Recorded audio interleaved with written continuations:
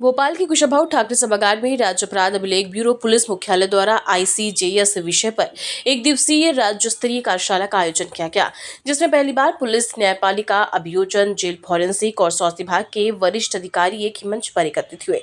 कार्यशाला का उद्देश्य inter operable criminal justice system के माध्यम से विभिन्न विभागों के बीच डिजिटल समन्वय को मजबूत बनाना, तकनीकी चुनौतियों पर चर्चा करना और प्रभावी समाधान तैयार करना था। मुख्य अतिथि मध्य प्रदेश उच्च न्यायालय के न्यायमूर्ति संजीव एस कालगवाकर ने कहा कि भविष्य की न्याय व्यवस्था डिजिटल साक्ष्यों, रियल टाइम डेटा शेयरिंग और आधुनिक तकनीकों पर आधारित होगी। उन्होंने CCTNS 2.0, artificial intelligence AI, machine learning, e summon, e warrant और डिजिटल चार्जशीट जैसे तकनीकों को न्याय प्रणाली के लिए महत्वपूर्ण बताया। पुलिस महानिदेशक कैलाश मकवाणा ने कहा कि साइबर अपराध, संगठित अपराध और वित्तीय धोखाधड़ी जैसी चुनौतियों से निपटने के लिए तकनीकी आधारित पुलिसिंग और आईसीजेएस समय की आवश्यकता है तथा मध्य प्रदेश पुलिस ई साक्ष्य, NAFIS और CCTNS जैसे डिजिटल प्लेटफॉर्म्स के माध्यमों से विवेचन को अधिक वैज्ञानिक और पारदर्शी बना रही है। अपर मुख्य सचिव संजय शुक्ला ने नागरिकों को त्वरित, पारदर्शी और प्रभावी न्याय उपलब्ध कराने के लिए डिजिटल इंटीग्रेशन को प्राथमिकता बताया। कार्यशाला के दौरान CCTNS डेटा गुणवत्ता और उत्कृष्ट प्रदर्शन के आधार पर रतलाम को प्रथम, अशोकनगर एवं गुना को संयुक्त रूप से द्वितीय, राजगढ़ को तृतीय स्थान का पुरस्कार दिया, जबकि भोपाल कमिश्नरेट, देवास और इंदौर को फिंगरप्रिंट प्रबंधन एवं पहचान के क्षेत्र में सम्मानित किया गया। तकनीकी सत्र में NCRB सहित देश भर के विशेषज्ञों ने ICJS 2.0, डिजिटल फॉरेंसिक, इलेक्ट्रॉनिक साक्ष्य, AI आधारित पुलिसिंग और भविष्य की डिजिटल न्याय व्यवस्था पर अपने अनुभव साझा किए। जो अलग अलग किस्म के फॉर्म ड्यूरिंग इन्वेस्टिगेशन जो सिस्टम्स में हमें फीड करना होते हैं, उसमें आगे चल करके चूंकि टैबलेट्स दिए गए हैं, स्टाइलिस पेन्स भी हैं, इलेक्ट्रॉनिक पेन्स, तो ई साइंस भी उसमें iOS को करना चाहिए। इसके अतिरिक्त कुछ टाइमलाइंस हैं, अगेन 60 डेज, 90 डेज, आप सब उससे वाकिफ हैं, तो कृपया इस दिशा में SPs और एडिशनल SPs जो उपस्थित हैं उन्हें इसकी ओर थोड़ा सा ध्यान देने की आवश्यकता है।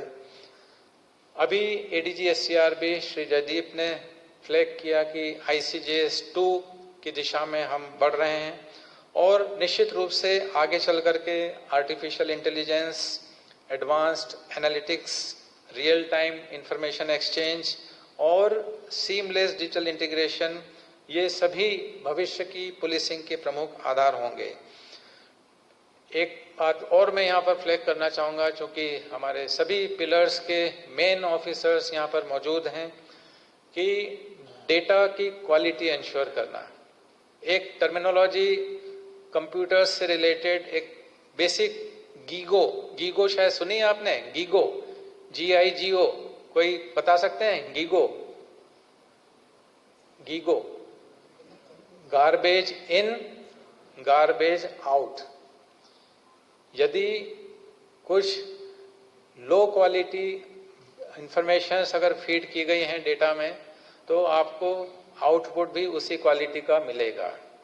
तो quality of data input is very important, कृपया इस पे आप जरूर ध्यान देवें। और टेक्नोलॉजी अपने आप में समाधान नहीं है, उसको प्रभावी बनाने के लिए हमारे अधिकारियों को और टीम को मेहनत करने की आवश्यकता है। और निश्चित रूप से चूंकि सभी पिलर्स यहाँ पर एक साथ हैं, हम सभी जॉइंट एफर्ट्स कर रहे हैं और करते रहेंगे, तो मैं आश्वस्त हूँ कि प्रदेश पुलिस निश्चित रूप से एक जो कानून की मंशा है, नए आपराधिक कानून की मंशा है, जो डिजिटल इंटीग्रेशन की और ICJS इम्प्लीमेंटेशन की मंशा है, उस सब में हम और काफ़ी प्रगति करेंगे।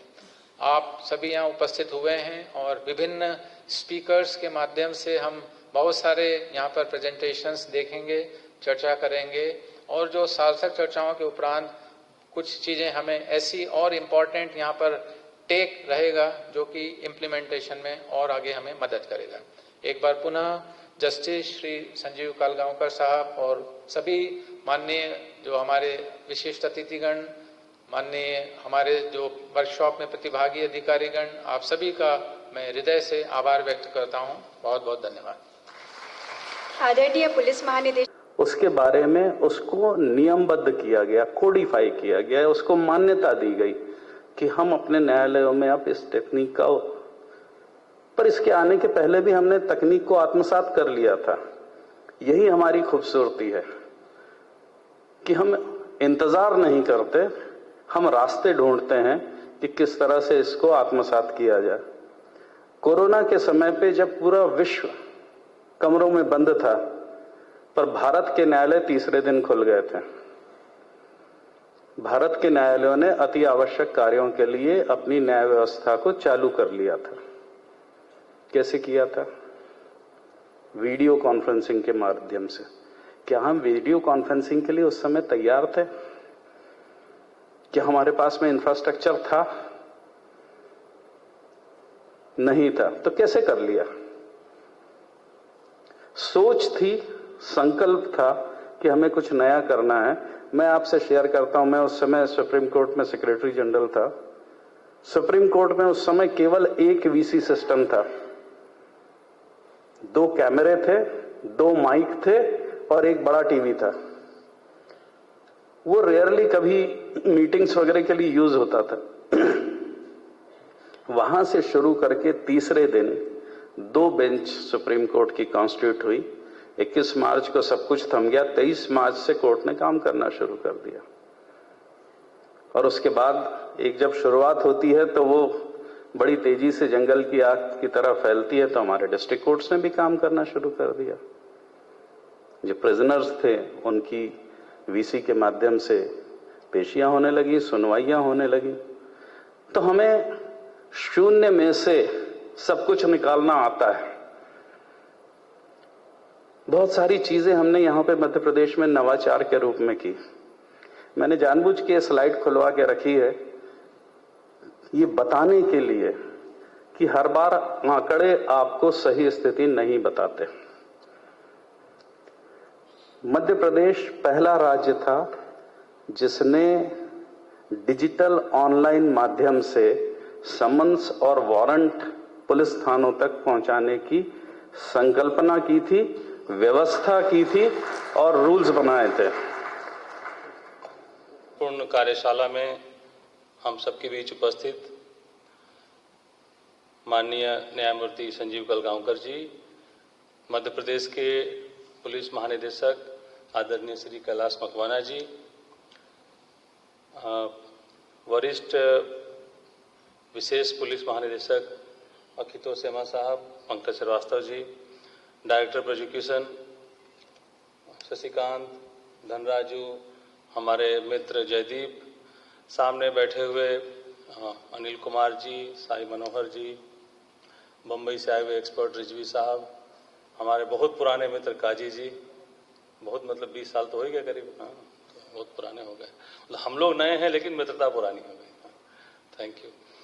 और सामने बैठे सभी न्यायिक अधिकारी, अभियोजन अधिकारी, सभी सीनियर पुलिस ऑफिसर, मैं काफ़ी पीछे तक दिख रहा है मुझे, सीनियर पुलिस ऑफिसर कुछ पीछे बैठे हैं, सब लोगों का मैं इस वर्कशॉप में मध्य प्रदेश शासन की ओर से स्वागत करते हुए ACRB को इसके लिए बधाई देता हूं और धन्यवाद देता हूं कि आपने इस महत्वपूर्ण विषय पर बहुत अच्छे से तैयारी करके कार्यशाला बुलाई, और आदरणीय कलगांवकर साहब को जिन्होंने अपने व्यस्त समय में से भोपाल आना, ट्रैवल करके और इतना समय देना, उसके लिए मैं उनका भी आभार प्रकट करता हूं।